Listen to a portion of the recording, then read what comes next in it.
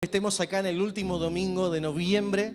También saludamos a las personas que están del otro lado de la pantalla, que cada domingo nos acompañan, porque creemos que la palabra de Dios es para todos y es un placer que haya personas que también nos acompañan domingo tras domingo. Así que sean muy bienvenidos.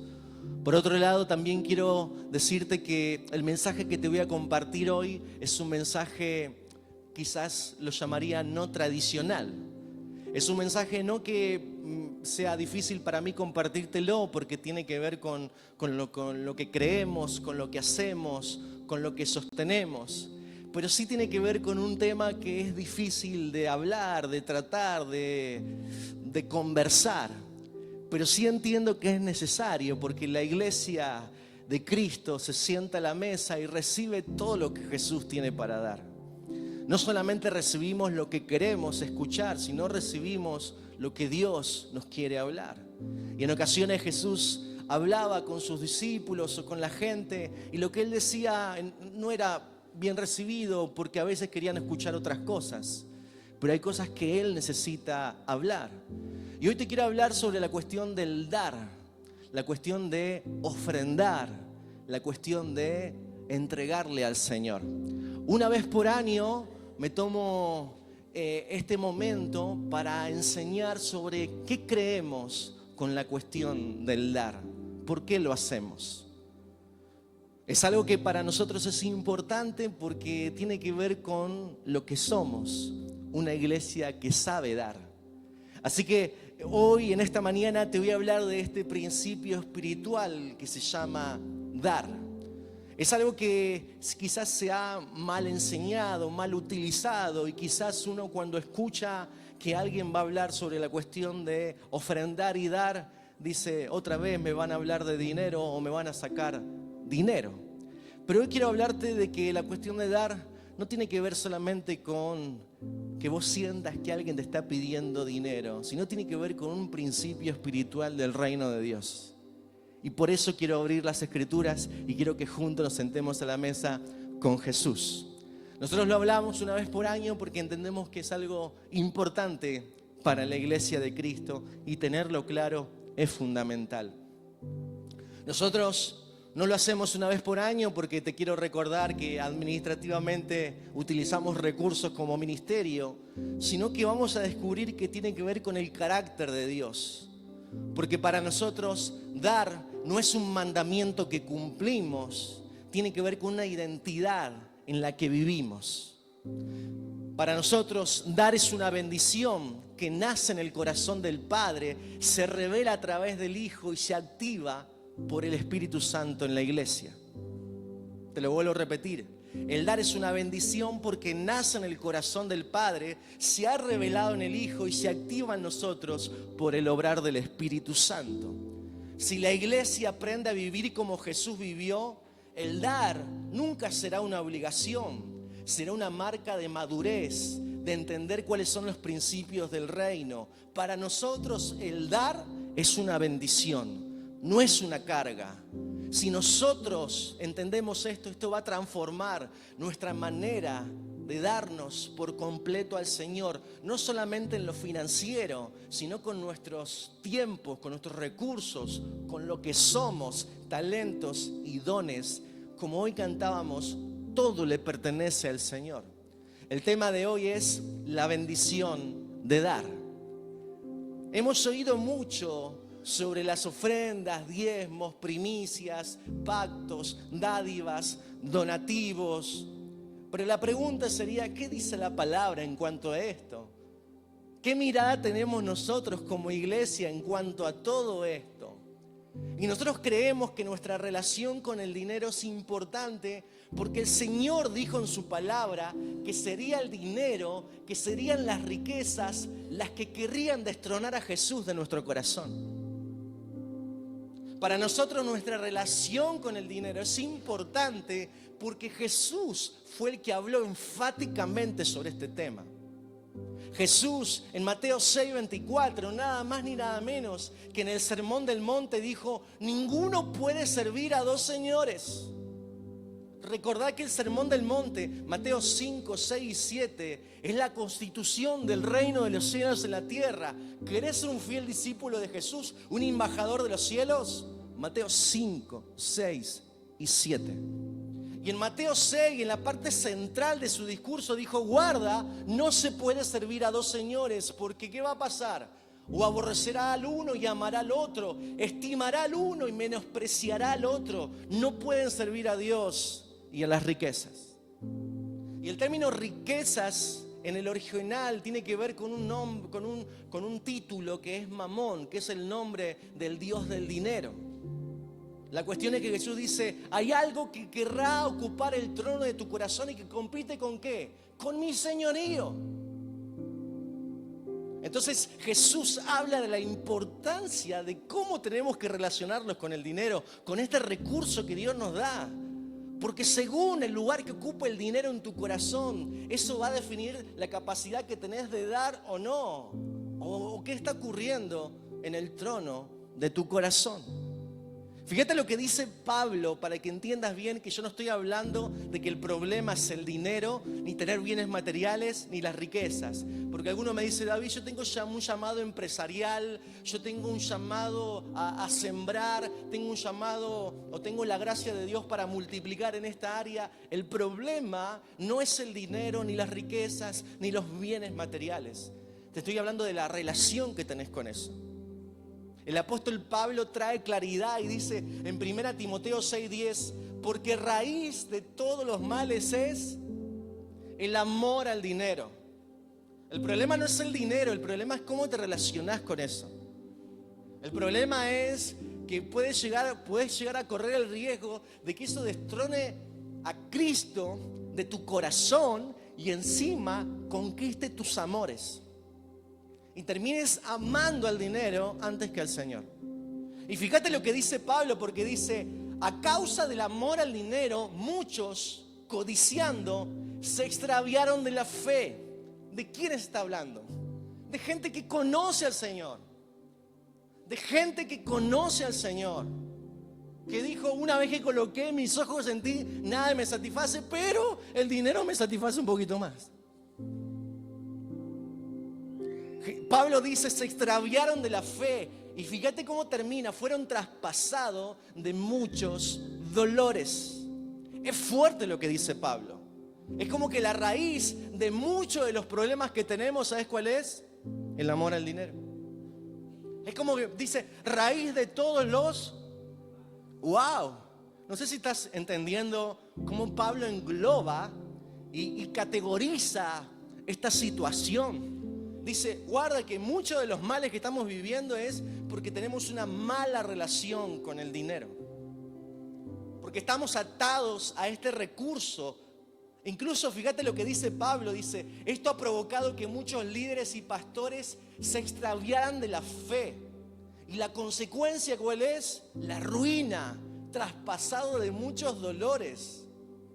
Por supuesto que esto que dice Pablo no es automático, pero el principio espiritual está. Aquellos que están amando el dinero en algún momento se extravían de la fe y son traspasados de muchos dolores. Quizás no es instantáneo, pero en el tiempo esto ocurre porque es el principio que está detrás de la palabra que Pablo enseña. El dinero, iglesia, no es el problema. El tema es qué lugar ocupa en tu corazón. Muchos no se dan cuenta, pero se pierden la bendición de dar porque retienen. Y cuando retienen, quizás inconscientemente, se está escondido esta mala relación con este recurso. Y no entienden que Dios multiplica lo que ponemos en sus manos. Dios no va a multiplicar. Y no es que estamos con esto forzando el principio, sino que quiero que entiendas que hemos entendido que Dios multiplica aquello que ponemos en sus manos. No te quiero spoilear, pero bueno, lo voy a hacer igual. Jesús, cuando estaba frente a tanta gente, esa multitud, dijo: ¿qué hay? 5 panes y 2 peces. Bueno, démelos. Y eso fue multiplicado. Lo que ponemos en sus manos. Así que lo primero que quiero compartirte en esta introducción es que es que ¿qué es lo que no hacemos cuando damos? Después te voy a hablar de lo que hacemos, pero ¿qué no hacemos cuando damos, cuando ofrendamos? ¿Por qué creemos que es una bendición? Dijimos que es una bendición porque nace en el corazón del Padre, se revela en Cristo y se activa por el Espíritu Santo en la iglesia. Pero te quiero explicar qué no hacemos cuando damos para que quede claro. Lo primero que no hacemos, no negociamos con Dios. Dios no negocia con nadie. Él da desde su puro amor y gracia y nunca le damos porque estamos haciendo un trueque. Primero. Segundo, no pactamos por una palabra. La palabra de Dios no se compra, no se negocia. La palabra y las promesas de Dios se creen por la fe. Y en Cristo son sí y amén. No compramos una palabra, no nos manejamos que con cuanto más dinero el Señor me va a bendecir. Eso no existe en las Escrituras. Tercero, ¿qué no hacemos? No estamos mendigando una bendición. Vuelvo a lo mismo.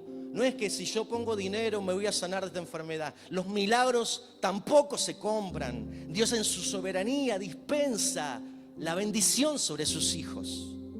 Lo cuarto, no estamos promoviendo la ostentación delante de los demás. Por eso, como decía Román, no es importante la cantidad ni que los demás me vean. Es un asunto privado con el Señor. Quinto, no estamos escapando de ninguna maldición, porque la ley exige cosas que acarreaban maldición, pero la gracia nos lleva a ser libres de todas las demandas de la ley. Así que no damos para escapar de ninguna bendición. Ni para comprar una bendición, ni para escapar de una maldición. Mira, esto es nuevo para el mundo. No compramos milagros, no compramos bendición y no escapamos de maldiciones dando.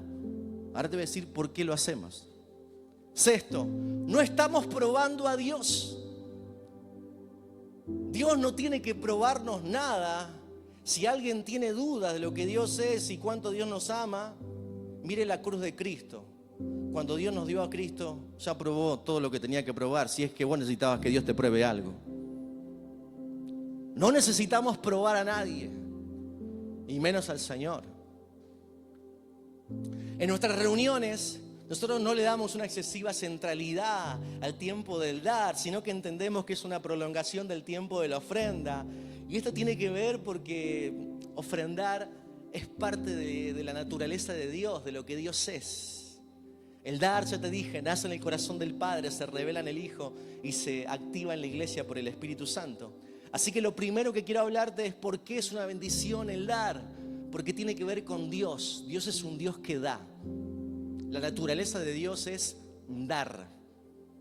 El dar para la iglesia no tiene su origen en un corazón generoso, sino que el dar, como te dije, nace en el corazón de Dios porque Dios es un Dios que da. Todo empieza en Dios. Juan 3:16 dice, porque de tal manera amó Dios al mundo que dio a su Hijo. Y Dios no dio lo que le sobraba, lo que le parecía. Al dar a Cristo nos dio todo. Y ese es nuestro ejemplo. Participar de la naturaleza del Padre es dar, y darlo todo. El dar es la primera obra de amor. El Padre no perdió algo, entregó lo más valioso. El dar no es algo que Dios hace, el dar es algo que Dios es. Cuando la iglesia entiende esto, dejamos de practicarlo como un deber y empezamos a verlo como participar de la naturaleza de Dios. Si Dios es un Dios que da, la iglesia tiene que dar. Y el dar nos pone en sintonía con Dios. El dar nos hace semejantes a Él. Nos recuerda que no vivimos de lo que retenemos, sino que vivimos de lo que Dios ha depositado en nosotros. Y si todo viene de su mano, todo lo que tenemos le pertenece. Lo primero, para nosotros dar es una bendición porque Dios es un Dios que da. Lo segundo, el dar es una bendición porque Cristo es el modelo supremo de dar. ¿Por qué? Porque como te dije que nace en el corazón de Dios, porque es la naturaleza del Padre, y te dije que se revela en el Hijo. ¿Y cómo se revela el dar? Este dar generoso, este dar sin límites de nuestro Dios, en la cruz de Cristo. Dios revela el dar en la cruz de Cristo. El dar habla de Jesús. Pablo dice en 2 Corintios 8:9, ya conocen la gracia de nuestro Señor Jesucristo, que por amor a ustedes se hizo pobre siendo rico, para que ustedes con su pobreza fueseis enriquecidos. Cristo no solo dio cosas, se dio a sí mismo. Jesús en cada milagro se daba, en cada palabra se entregaba, en la cruz se ofreció de forma completa. Por eso decimos que dar es Cristo.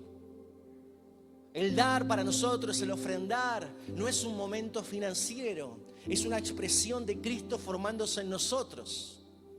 La Biblia no nos habla que el dar tiene que ver con una obligación, sino que, fíjate que después léelo en tu casa, en 2 Corintios, Pablo en capítulo 8, capítulo 9 habla sobre este asunto y dice que el dar tiene que ver con el corazón que está agradecido. Uno da desde la gracia, uno da desde ese lugar. La pregunta nunca es cuánto tenés que dar. La pregunta es cuánto de Cristo se está formando en vos cuando das.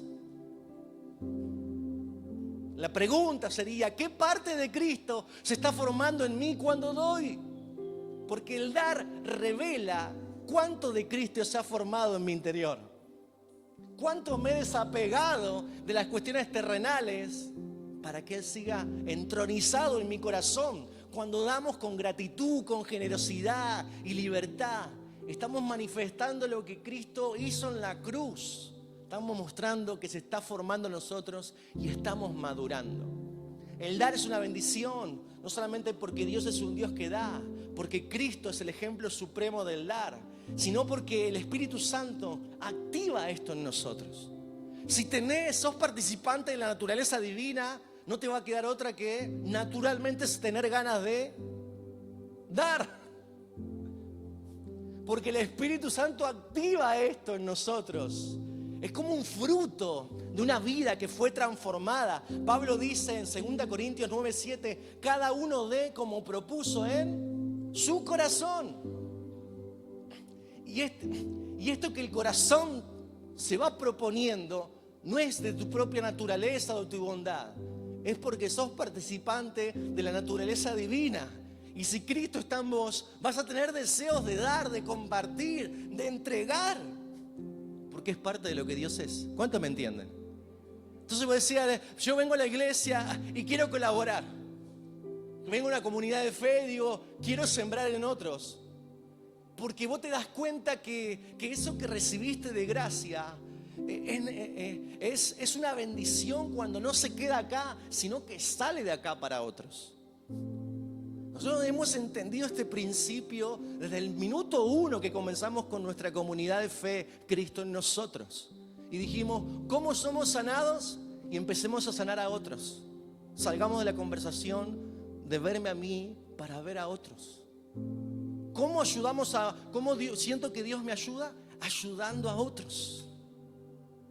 ¿Cómo hago yo para salir de mi tristeza dando palabras de aliento a otros? Y uno dice, pero esperá, si vos estás con problemas, el asunto no es tanto en mi problema, sino en qué conversación estás. Y cuando vos te pones en las manos de Dios, Dios multiplica eso. Y esas fuerzas que no tenés, pero que otros recibieron por la gracia y el favor de Dios sobre tu vida, se multiplican en vos. Para nosotros es fundamental entender por qué esto está activándose en nuestro interior. Porque somos hijos de Dios. El Espíritu Santo, cada uno dé como propuso en su corazón, no con tristeza ni por obligación, porque Dios ama al dador alegre, al que da con alegría. Pablo dice, si el Espíritu Santo está obrando en vos, el momento de dar de tu tiempo, de tus talentos, de tus dones, de tu vida entera y aún de tus recursos financieros, será un momento de extrema alegría, de gozo. Porque ¿qué vas a estar sintiendo? Estoy participando en la naturaleza de Dios. Estoy mostrando en mi vida con hechos concretos que realmente Cristo se está formando en nosotros, en mí. Siento que soy parte de lo que el Espíritu Santo está haciendo en mi familia de la fe y se activó este principio espiritual. Yo quiero ser parte. El Espíritu Santo activa esto en nuestro interior. y nos libera de la avaricia, el temor a la escasez, la dependencia de los bienes materiales, el control que produce la ansiedad de tener o no tener, la comparación y la competencia. Fíjate todo lo que ocurre cuando yo empiezo a dar con alegría, dejando que el Espíritu Santo produzca este fruto. El dar de esta manera es porque estamos confiando en Dios, es porque estamos viviendo de manera libre, es porque hemos aprendido que confiar en los principios del reino de Dios es lo mejor que nos puede pasar. Dar es una evidencia de madurez espiritual, no de capacidad económica.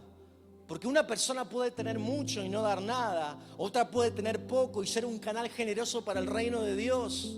La cuestión es cómo está el carácter de Cristo, cuánto maduraste. La diferencia nunca está en el monto o en la cantidad. La diferencia tiene que ver con el corazón. Cuánto se ha rendido al gobierno del Espíritu Santo, cómo está respondiendo en obediencia. Cuando el Espíritu Santo toma tu corazón, te hace semejante a Jesús. Y un corazón semejante a Jesús siempre da, siempre se da, siempre entrega todo. Por esto que decimos que dar es una bendición que nace en el corazón del Padre, se revela en el Hijo y el Espíritu Santo lo activa en nosotros. Pero no quiero terminar el tema sin antes compartirte algunas notas para profundizar sobre este asunto. Porque cuando ofrendamos y damos, hay muchos cuestionamientos y hoy en día hay mucho ruido con este asunto. Se ha hecho un mal uso de este principio espiritual. Y viste cómo son las cuestiones de las Escrituras. A veces, por el mal uso o el excesivo uso de un término, se termina abusando de eso y se deja en desuso. Entonces uno tiene que aprender que el problema no está en el diseño, el problema está en la mala administración, en cómo se ha llevado adelante este asunto. Para nosotros es importante enseñarlo porque lo hacemos con gozo y alegría y lo hacemos de esta manera. Nosotros damos con nuestras ofrendas, con nuestros diezmos y primicias. Y mucho se ha criticado en cuanto a la ofrenda y mucho más en este punto específico del diezmo. Suele pasar con la gente que no conoce al Señor, pero también hay gente de la iglesia que esto le hace mucho ruido por todos estos problemas que yo te compartí.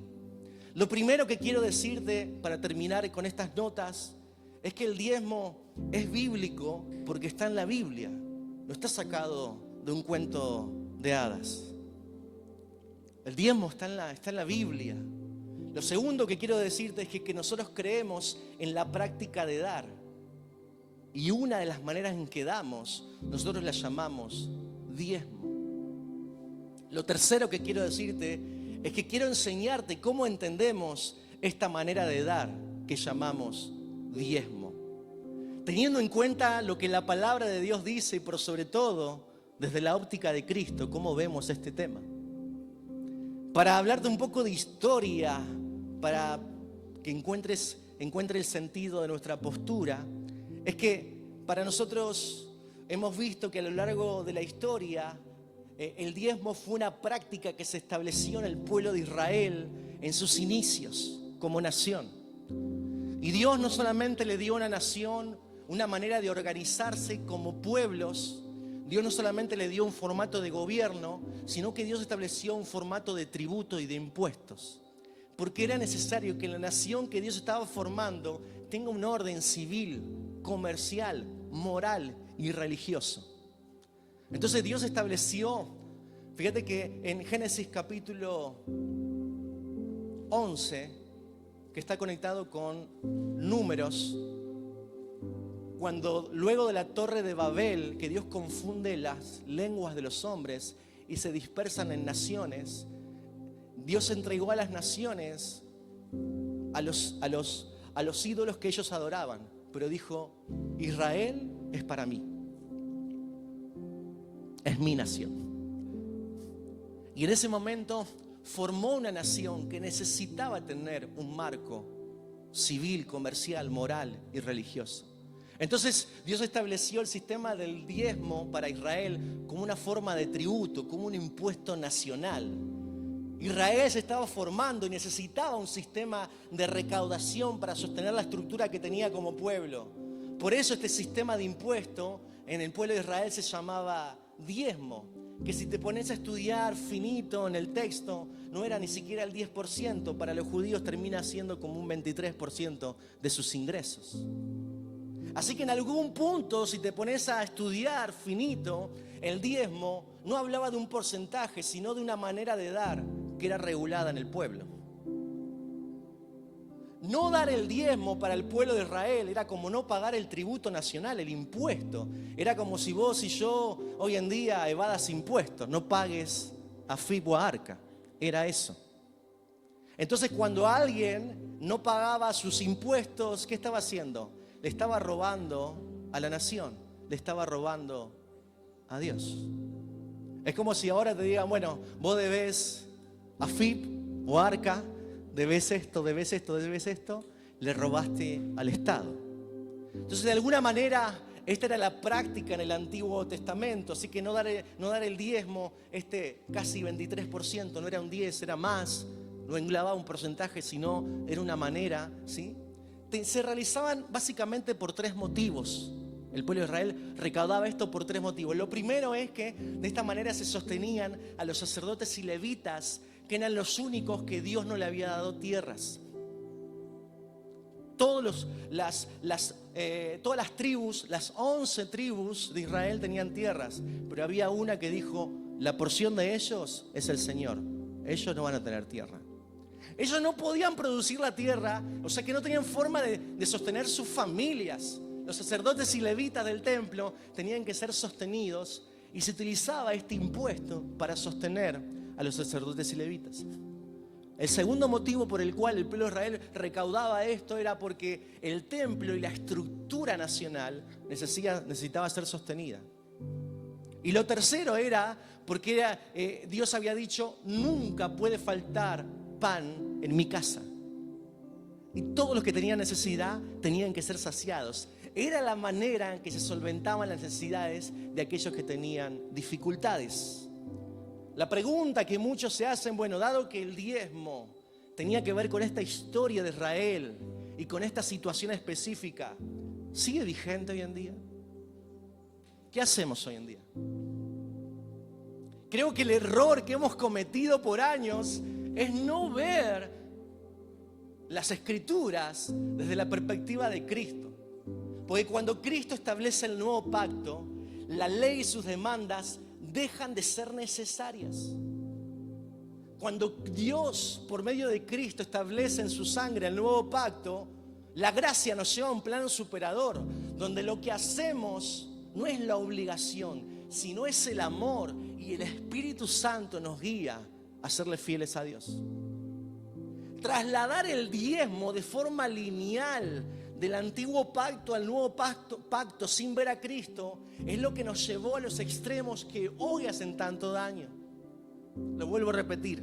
Trasladar la práctica del diezmo de un lado a otro sin Cristo en el centro es lo que nos ha hecho daños en este último tiempo más que nunca. Lo que te estoy hablando, yo no lo escuché en las redes, yo no lo vi en YouTube, no me fijé en un TikTok como todos ven y comparten. Digo comparten porque yo no tengo TikTok, no sé. Sino que esto es algo que nosotros practicamos hace años. Me atrevería a decir desde 2019 que el Señor nos habló sobre este asunto y lo vivimos de esta manera. Por otro lado, quiero decirte que esto es un tema que ha hecho mucho daño al cuerpo de Cristo, y la mayoría de los creyentes que hoy cuestionan el diezmo generalmente no es porque quieren dar más. ¿O acaso, viste que vos decís, hay un creyente que dice, no, el diezmo es del viejo pacto porque yo quiero dar más? Generalmente los que cuestionan es porque quieren dar menos. Generalmente. Algunas veces no, yo soy muy espiritual, yo cuestiono porque vivo en la gracia y el Señor me ha dicho que dé todo. Bueno, dale todo. Ahora te iba a decir, aquellos que cuestionan el diezmo, lo que tienen que hacer. Nosotros no tenemos un escribano, pero allá en el fondo va a estar para recibir la escritura de la casa, aquellos que cuestionan el diezmo. Porque la realidad es que detrás de este asunto está la avaricia, la codicia, la mala relación con el dinero. Mirá, nosotros lo practicamos y lo vivimos de la siguiente manera. Cuando miramos el Nuevo Testamento y la Iglesia Apostólica, encontramos que la generosidad, la ofrenda, no es un impuesto. Para nosotros nunca será un impuesto darle algo a Dios. Para nosotros, como te dije, es participar de la naturaleza de Dios, es mostrar que Cristo se está formando y es responder a un fruto del Espíritu que es dar y dar generosamente. Nunca será un impuesto para nosotros. Según el Nuevo Testamento y la Iglesia Apostólica, yo puedo ver lo siguiente. Primero, el dar es algo que se hace voluntariamente y con alegría.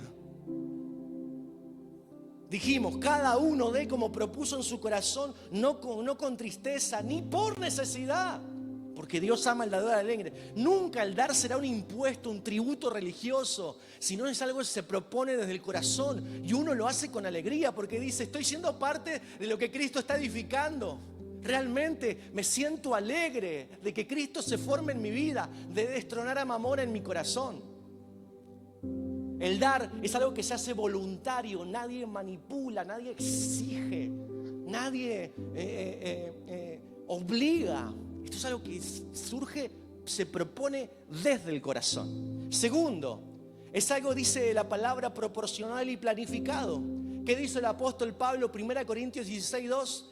Cada primer día de la semana, cada uno de vosotros ponga aparte algo según haya. Y esto para mí es clave para que entiendas nuestra práctica de dar que llamamos diezmo. Cada uno, primer día de la semana, separe según haya prosperado y ponga aparte algo.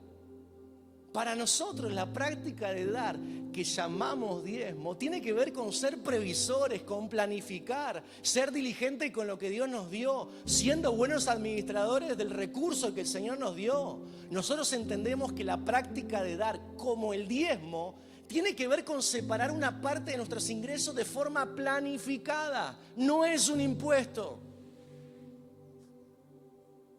Es nuestra postura, cómo lo vivimos. Es ser ordenados y lo hacemos con esa intención de separar, como lo dice el apóstol Pablo, de forma planificada. Tercero, ¿qué dicen las Escrituras? El dar es algo sacrificial, como los macedonios, que en profunda pobreza abundaron en generosidad. 2 Corintios 8:2. Pablo dice, ellos eran extremadamente pobres, pero no saben cómo sembraron. En mi viaje misioneros, no saben cómo me sostuvieron. Es más que Jerusalén, la iglesia de ahí, estos abundaron generosamente, aún en su escasez. Pablo los pondera. Porque está ponderando este asunto de entender el principio. Nosotros no creemos que el dar, la ofrenda, tiene que ver con eso espontáneo que doy cada domingo. El diezmo es eso planificado que yo organizo, que yo ordeno en mi presupuesto, separando algo para el Señor, siendo lo primero que hago. Pero bajo ningún punto de vista esta semilla o esta manera de dar que llamamos diezmos tendría que ser el 10%. Porque los macedonios abundaron generosamente dando. Si creyéramos que a Dios le pertenece el 10% de nuestros ingresos y el 90% nos pertenece a nosotros, Cristo no te ha atravesado. Si creyeras que, bueno, yo hago esto, pago la luz, pago esto y pago el diezmo. No funciona así. Ya está, Señor, estoy al día, no te debo nada. A ver, la moratoria del cielo, ¿dónde es? No, bajo ningún punto de vista. No estamos pagando un impuesto. Separamos algo planificadamente y no necesariamente debería ser un 10%, podría ser conforme hayas prosperado. Podría ser un 10, un 15, un 20, un 50, lo que Dios te proponga en el corazón. Y no es que hago, bueno, pago todo y separo, no. Lo primero que hago porque quiero honrar a Dios.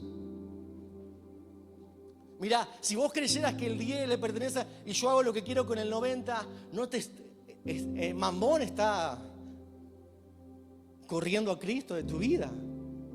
Porque el 90 no es que Es más, si vos separás esa semilla planificada y decís, bueno, con lo que me queda hago lo que quiero. No, pedir al Señor que te diga qué tenés que hacer con lo otro, porque eso también le pertenece al Señor. La iglesia apostólica, el nuevo pacto, ¿qué te enseña? Que no es que el 10% le pertenece. Todo lo que vos tenés es de Dios. La iglesia apostólica no veía el 10% como algo que era de Dios. La iglesia primitiva lo dio todo y entendió que todo es de Dios. Por eso te decía, aquellos que critican el diezmo, no, la verdad que no, yo el antiguo pacto, Cristo, la gracia, no me vengan con esas tradiciones. Bueno, hermano, si sos de la gracia y defendés la iglesia primitiva, vení acá, dejá la escritura de tu casa como hacían ellos. Déjalo acá. Ah, no, David, no es para tanto. Bueno, entonces, seamos coherentes. Los detractores del diezmo no quieren dar al Señor. Te vuelvo a repetir, el problema no es el diseño, el problema es el mal uso. Y cuando hablo de diezmo, quiero que entiendas el principio. No es un porcentaje, es la manera de dar. Es algo con la cual nos comprometemos. Mirá, así como Dios lo dio todo en Cristo, nosotros todo lo que tenemos le pertenece. Lo cuarto, el dar es algo, según el Nuevo Testamento, que se hace de forma secreta y sincera.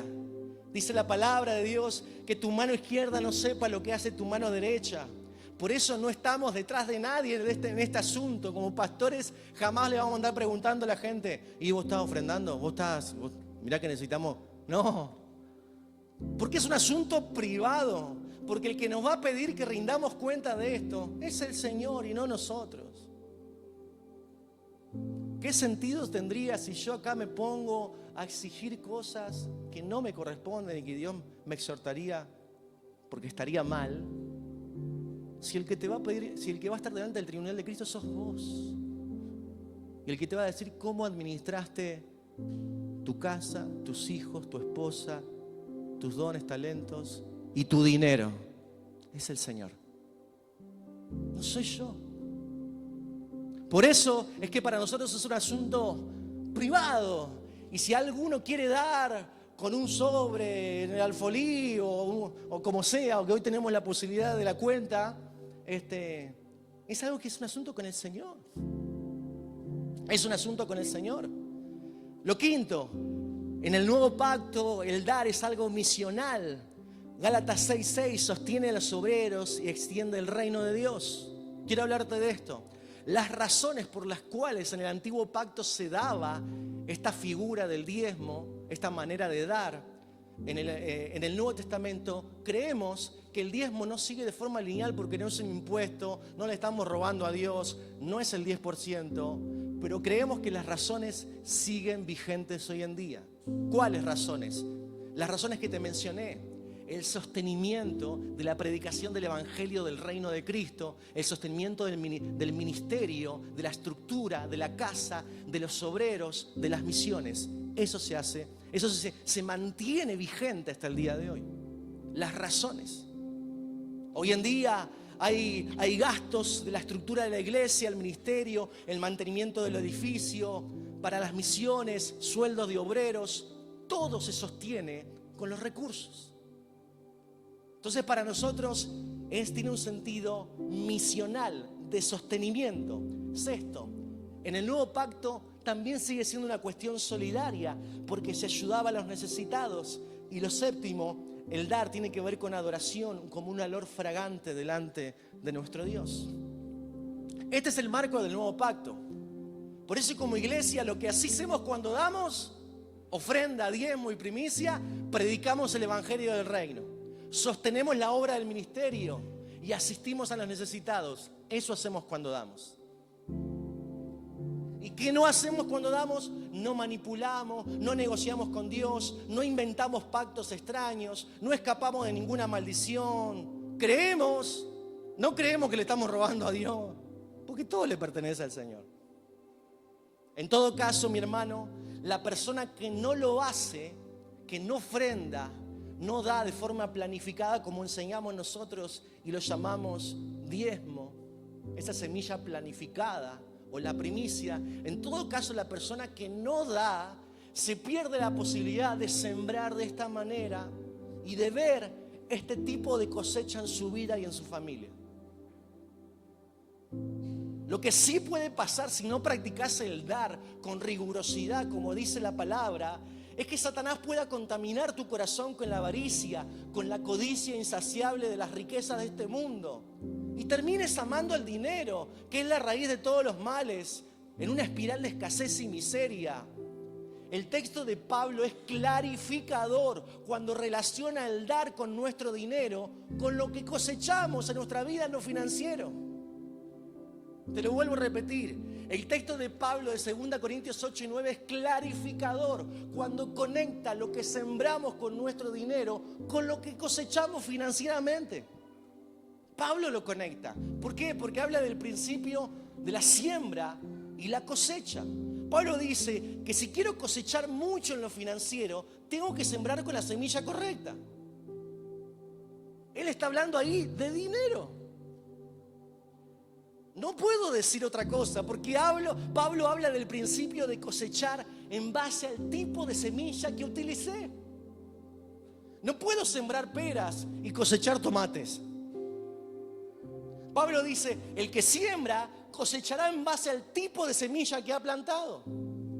Y si quiero cosechar en lo financiero, tengo que sembrar con ese tipo de semilla, con dinero. Es lo que Pablo está diciendo. Y lo segundo que dice Pablo es que la cosecha está relacionada con la manera en que damos. Por eso tenemos 3 maneras de dar: ofrendas, primicias y diezmo. Pablo dice, la manera en que doy también incide en el resultado. Porque ¿qué dice Pablo? El que siembra generosamente cosechará. ¿Ves que hay una proporcionalidad? El que siembra escasamente segará escasamente. Para nosotros, la ofrenda, el diezmo y la primicia son 3 tipos de semilla, 3 maneras de dar que dan 3 tipos diferentes de cosecha. Pablo dice, hay una proporcionalidad por una cuestión lógica y natural.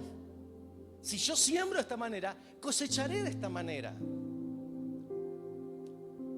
Por eso nosotros somos planificados, ordenados, sabios a la hora de dar. Ya estoy terminando. Cuando alguien me dice, pastor, mira, me pasa, pastor, que no llegó fin de mes. O cuando viene a hablar conmigo, de lo único que habla, su única preocupación es el dinero. O parece que lo único que quiere es hacer negocios para salvarse en la vida. O está afanado y estresado por la plata, y cuando lo oigo, lo único que se oye es plata, plata, plata, dinero, dinero, dinero. No sé si conocés gente así en la iglesia. La primera pregunta que le hago es pará. ¿Cómo estás en tu dar financiero para con el Señor? ¿Estás desarrollando un corazón generoso a través de la ofrenda, del dar? ¿Cómo es la semilla que estás sembrando? Porque muchas veces el lenguaje denota que tu Dios es tu dinero. Tenemos que entender que la avaricia, la codicia, el ser tacaño está a la vuelta de la esquina de nuestro corazón. La ambición a las riquezas ha corrompido a muchos líderes, ministerios y pastores. Nosotros, como familia, con mi esposa y mis hijos, damos ofrenda, diezmo y primicias. Todos los meses es nuestro compromiso. Damos este tipo de semilla, diezmo, no como tributo, no como un impuesto. No creemos que y no lo hacemos, le estamos robando a Dios. No escapamos de ninguna maldición. Tampoco queremos probar a Dios porque nos sentiríamos insolentes si hiciéramos eso. Lo hacemos porque la gracia de Cristo nos ha enseñado a darlo todo. Y la mayoría de veces no damos el 10%, inclusive damos más. Lo llamamos diezmo porque engloba esta manera de planificar nuestro presupuesto mensual. Y de esta forma vemos lo que vamos a separar para el Señor ese mes y es lo primero que hacemos. No estamos pensando en el dinero que nos va a sobrar o lo que vamos a tener en ese mes, sino estamos pensando en nuestro compromiso con Dios, con su casa, con nuestro desarrollo, con nuestro crecimiento, con nuestra generosidad, con nuestra libertad financiera. Ahí está el compromiso. Nosotros aprendimos a ser libres financieramente, ¿sabes qué, hermano? Dando, y dando más allá de nuestras posibilidades. Aun cuando estuvimos en momentos de mayor escasez, nunca dejamos de dar. Con fe siempre creímos y creemos que nuestro proveedor es el Señor. Por eso, como conclusión, el dar no es una práctica financiera, es un discipulado del corazón. ¿Por qué? Porque llevas a tu corazón a los pies de Cristo y convertís tu corazón en el trono para que el Señor se siente todos los días. Y te liberás de la avaricia, la codicia, y empezás a practicar este principio de sembrar en el reino. El dar no es un asunto económico, hermano, para nosotros es un asunto espiritual. Lo que damos y cómo lo damos, yo te hablé de las 3 maneras por lo menos que los practicamos nosotros, y cómo damos revela quién gobierna nuestro corazón. Cuando hablamos de dar, no estamos hablando solo de plata. Estamos hablando del evangelio del reino, de los principios del reino. Porque el evangelio comienza con un Dios que da, sigue con un Cristo que se entrega y continúa con un Espíritu Santo que desarrolla en nosotros el fruto, la generosidad. Mira, nuestro deseo como pastores es ver una iglesia que da no por obligación, sino que una iglesia que da porque se le ha revelado Cristo y las verdades del reino. Una iglesia que entiende que la generosidad no es un impuesto espiritual, sino es una evidencia de la madurez de Cristo. Hermano, yo jamás te pediría que des algo que Dios no pide, o jamás te exigiría un porcentaje de tus ingresos, porque Dios no te lo exige. Pero sí quiero animarte que vivas en la plenitud de Cristo en todas las áreas, inclusive en tu economía. Que vivas la multiplicación en lo financiero, porque así lo hemos experimentado nosotros como familia. Mi testimonio es así. Mi experiencia de progreso familiar siempre fue dando por y para el Señor.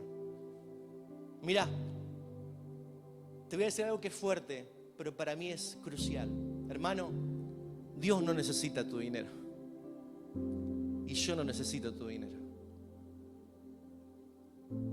El que necesita aprender a dar sos vos y soy yo. En mi vida todo cambió cuando yo entendí que Dios no necesita mi dinero. El que necesita dar soy yo. Yo necesito aprender a dar. Yo necesito aprender a ser generoso, a dar más allá de mis posibilidades. ¿Para qué? Para ejercitar la fe. Yo necesito destronar al Dios del dinero en mi corazón. ¿Para qué? Para no ser esclavo de la avaricia y la codicia. Yo necesito sostener la obra, sostener mi iglesia, mi casa, que es el lugar donde encuentro sanidad, contención, amor. ¿Cómo no la voy a sostener mensualmente? Yo que quiero que cada día el lugar donde Dios nos plantó se vea mejor, nuestro lugar sea acogedor y tenga la excelencia en todo sentido. Yo quiero honrar a Dios, honrar a los obreros de la iglesia, a los misioneros, a los que están pagando un alto precio por predicar a Cristo y tomar una responsabilidad alta en el reino. Yo quiero aprender a honrar así. Yo necesito crecer en la fe, más allá de mis posibilidades. Yo doy y demuestro que le creo a Dios, no a un gobierno, no a un trabajo, no a un sueldo. Sé que Él es mi proveedor, sé que no va a faltar alimento en la casa, sé que la palabra de Dios se cumple. No he visto justo desamparado ni su simiente que mendigue pan. Mis hijos cosecharán lo que estoy sembrando. Eso es lo que yo creo, hermano. Yo necesito dar para ser libre financieramente, para no estar obstinado por el dinero, dinero, dinero. Nuestro lenguaje exhibe, denota si ese es tu Dios. Yo necesito ser ordenado en mi presupuesto y planificar bien. ¿Por qué? Porque el pastor me va a preguntar bajo ningún punto de vista, porque ante el tribunal de Cristo tendré que rendir cuentas. Yo soy ordenado y planificado y separo una parte de mis ingresos, 10, 15, 20, 30, 50 o el 100%, y lo doy todo para el Señor.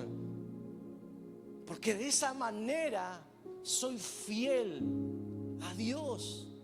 Y soy un siervo riguroso, disciplinado, diligente.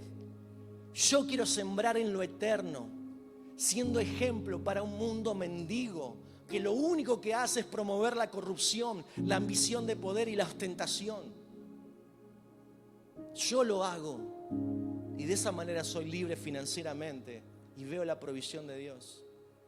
La pregunta sería, ¿estás dispuesto a dejar atrás el egoísmo, el temor, la avaricia y abrazar la vida abundante de Cristo?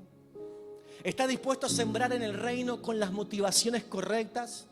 David, pero yo pensé que con esto me salvaba financieramente. No, hermano.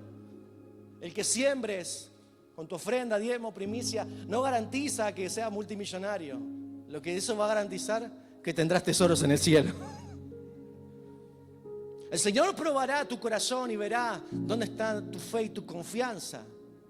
Pero bajo ningún punto de vista dejaría de lado el principio espiritual que Pablo me enseña. Hay una ley, el que siembra cosecha. Como decimos siempre, nuestra meta y recompensa es Él, pero sabemos que tendremos galardón. Damos no para que Él nos dé, pero sabemos que habrá cosecha de lo que sembramos.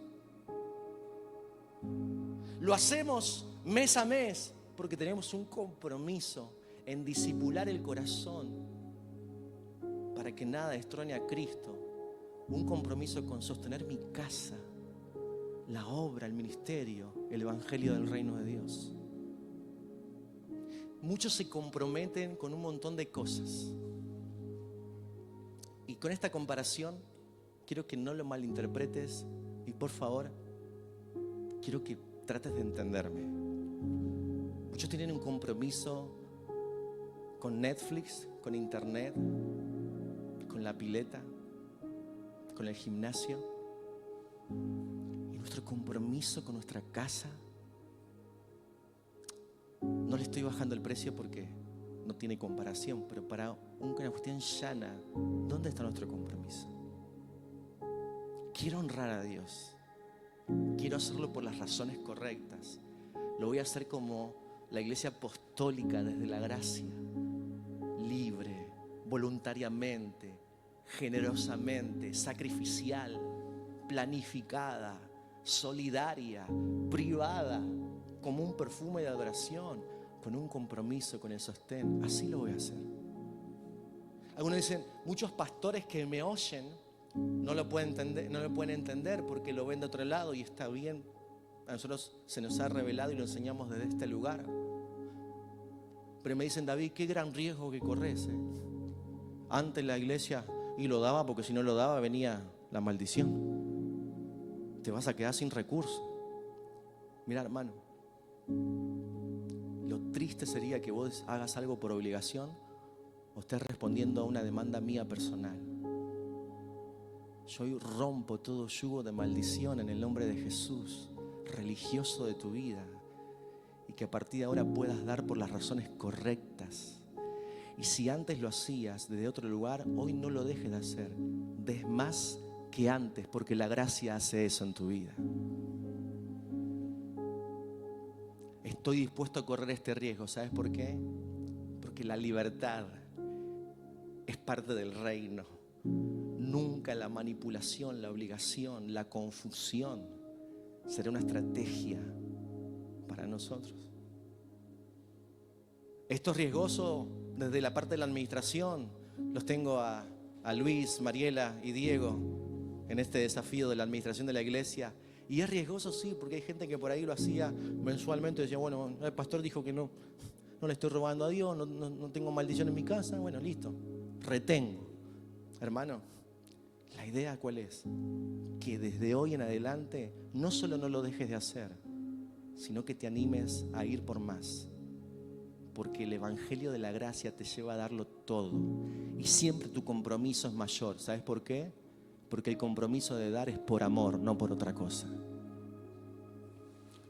Y si no estabas en esta dinámica, la invitación es esta.